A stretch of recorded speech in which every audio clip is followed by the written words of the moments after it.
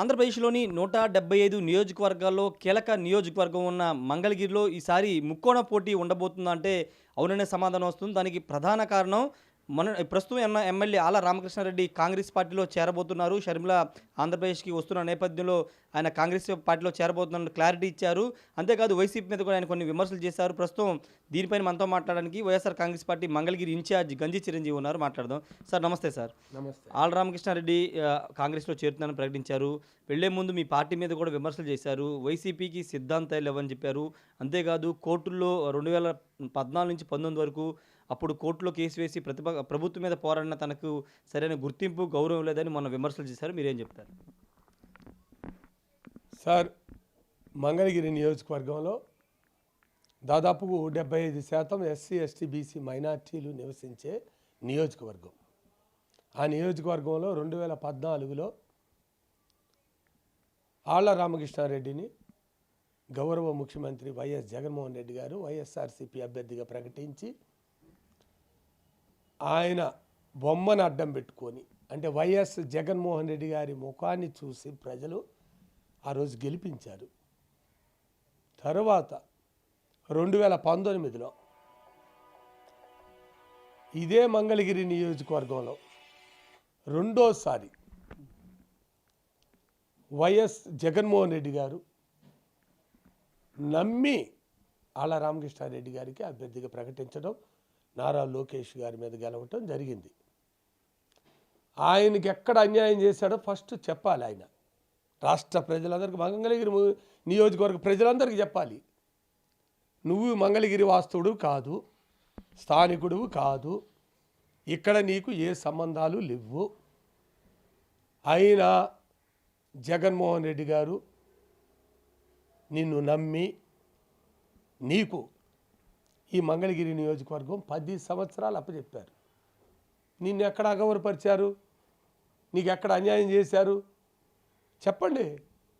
ఇక్కడ ఉన్న సామాజిక వర్గాన్ని కాదని, ఇక్కడ ఉన్న బీసీఎల్ని కాదని నీకు టిక్కెట్ ఇచ్చి దగ్గరుండి ఆయన గెలిపిస్తే ఈరోజు నీ స్వార్థం కోసం, ఒకప్పుడు నిన్ను గెలిపించిన మంగళగిరి నియోజకవర్గంలో ఆళ్ల రామకృష్ణారెడ్డి గారు తెలుసుకోవాలి, 75% ఉన్న ఎస్సీ, ఎస్టీ, బీసీ మైనార్టీలు ఓట్లు వేస్తేనే గెలిచావు.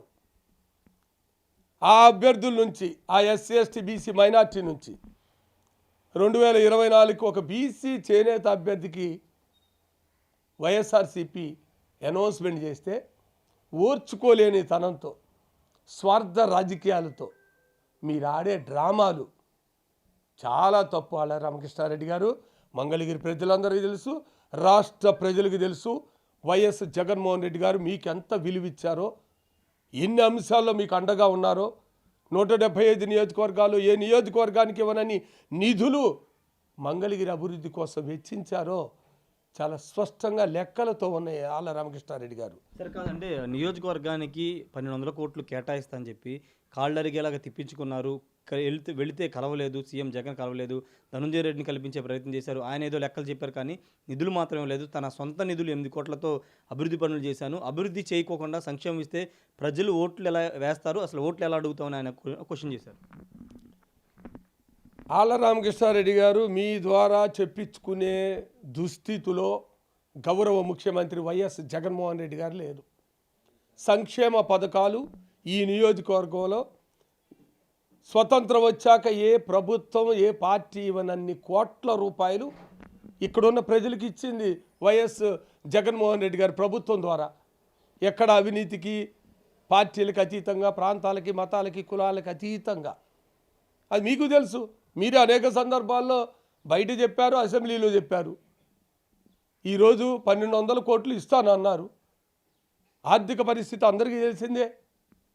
ఉన్న ఆర్థిక అంశాల్లో ఉన్న విభాగాలన్నీ కూడా ఏ ఏ విభాగానికి, ఏ పేదవాడికి అందజేయాలని తప్పించిపోయి, దేశంలో ఏ ముఖ్యమంత్రి తీసుకోనన్ని సంక్షేమ పథకాలు ఈ రాష్ట్రంలో ఉన్న పేద వర్గాల్ని గుండెల్లో పెట్టుకొని ఇచ్చిన జగన్మోహన్ రెడ్డి గారి మీద మీ నియోజకవర్గం, ఒక్క నియోజకవర్గానికి డబ్బులు ఇవ్వలేదు కాబట్టి నా సొంత డబ్బులు అంటున్నారు. మీరు మీ ఇంట్లో డబ్బులు తీసుకొచ్చి మీరే మీ ఒకసారి విలేకరులతో చెప్పారు 500 కోట్ల రూపాయల అభివృద్ధి నా మంగళగిరి నియోజకవర్గంలో జరిగింది అని మీడియాలో మీరే చెప్పారు.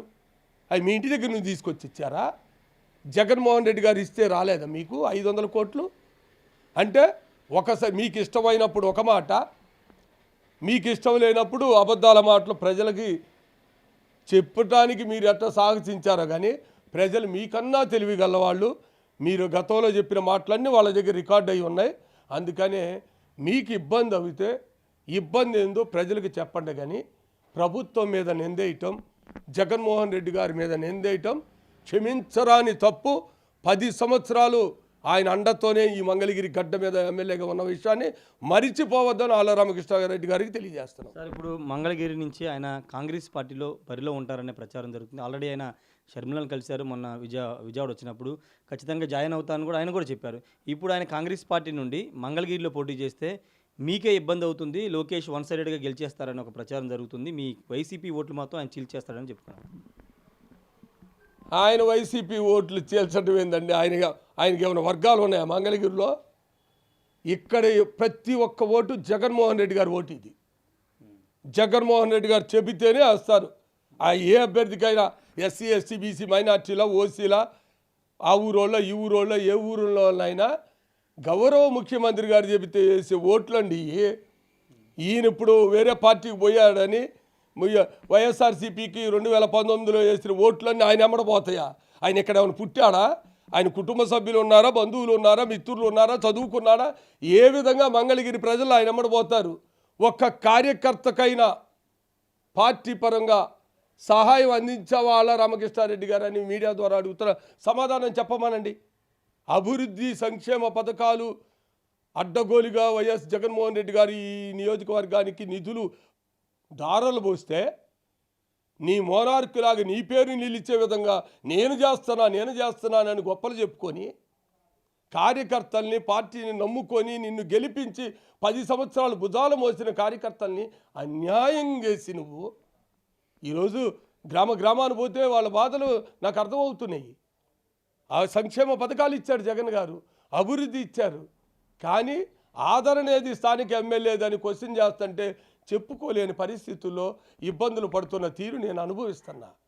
అందుకనే తప్పనిసరిగా వాళ్ళందరూ ఇప్పుడు చాలా సంతోషంగా ఉన్నారు. ఎందుకంటే కార్యకర్తల్ని పట్టించుకొని వాళ్ళకి అండగా ఉండవలసిన బాధ్యత ఎమ్మెల్యేగా నీ బాధ్యత. అది నువ్వు నిర్వహించావా? గుండెల మీద చేసుకొని చెప్పు. నిజంగా జగన్మోహన్ రెడ్డి గారు కనుక అన్ని కోట్ల రూపాయలు ఇవ్వకపోతే ఇక్కడ ఇంత డెవలప్మెంట్ చేయగలిగేవాడువా? అది తెలుసుకొని మాట్లాడవలసిన బాధ్యత ఉందని ఆళ్ళ రామకృష్ణారెడ్డి గారిని కోరుతున్నా. అంటే నిజంగా ఇంపాక్ట్ ఏముండదు? ఆయన కాంగ్రెస్ పార్టీ నుంచి పోటీ చేస్తే మంగళగిరిలో ఇంపాక్ట్ ఉండే అవకాశం లేదా? సార్, నేను ముఖ్యమంత్రిని, నేను కాబోయే ముఖ్యమంత్రిని, మా తాత ముఖ్యమంత్రి, మా తండ్రి ముఖ్యమంత్రి అని మంగళగిరిలో పోటీ చేసిన నారా లోకేష్ గారే 2019లో 5335 ఓట్లతో ఓడిపోయాడు. అంటే మంగళగిరి ప్రజలు వైఎస్ఆర్కి ఎంత స్ట్రాంగ్గా ఉన్నారనేది తేలిపోయింది. ఇప్పుడు ఈయన కాంగ్రెస్ పార్టీయో లేకపోతే ఆయనకు నచ్చిన పార్టీలోనూ పోటీ చేస్తే మా పార్టీకి పోయేదే ఉందండి. మా పార్టీకి నష్టం ఏముంటుంది? ఏమన్నా ప్రభుత్వ వ్యతిరేక ఓట్లు ఉన్నాయి అనుకోండి, ఆ తెలుగుదేశానికి పడే ఈయనకి పడతాయి. మాకేముండవు. మా పక్కా ఓట్లు ప్రజలందరూ మా పక్షాన ఉన్నారు. పేద వర్గాలు, ఎస్సీ ఎస్టీ బీసీ మైనార్టీలు, రైతులు, మహిళలు, అగ్రవర్ణాల్లో ఉన్న పేదలందరూ కూడా జగనన్నకు అండదండలు ఉన్నారు.